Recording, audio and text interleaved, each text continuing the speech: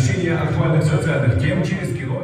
В Аше впервые стартовал международный кинофестиваль «Сулайман-То», в котором принимают участие талантливые молодые режиссеры из стран СНГ.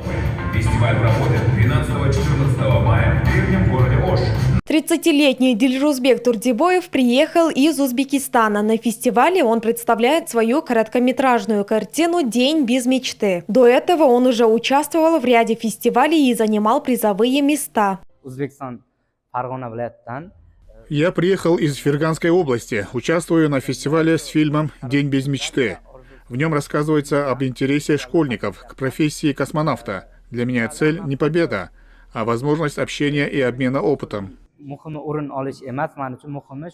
На фестивале было представлено около 30 короткометражных фильмов молодых режиссеров. Киноленты рассказывают о проблемах, с которыми сталкивается молодежь, о профилактике подростковой преступности и многом другом. Культурное мероприятие продлится 2 дня, по итогам которого жюри определит победителей. Я своим фильмом старалась вдохновить молодежь доводить начатое до конца. В фильме также показан процесс изготовления комузов. Желаю всем участникам удачи.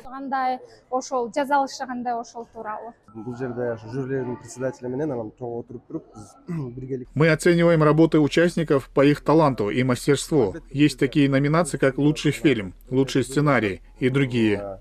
Лучший фильм, лучший режиссер, лучшие сценаристы. Цель фестиваля – поддержать развитие кинематографии среди молодых режиссеров и сценаристов в Кыргызстане и странах СНГ. Организаторы отмечают, что мероприятие создает уникальные условия для самореализации, обмена опытом и налаживания профессиональных связей. Мы сотрудничаем со странами СНГ. Мы намерены развивать киноиндустрию в южных регионах. На конкурс также приехали участники из Таджикистана, Казахстана, Узбекистана и России. Фестиваль организован при поддержке Министерства культуры, информации и молодежной политики, Департамента кинематографии и Ошского государственного университета. Общий призовой фонд составляет 520 тысяч сомов. Победители будут награждены в нескольких номинациях. Айтунук Мамытова, Нурастан Бакытбеков, Нурсултан Абдикарим улы, ЛТР Ош.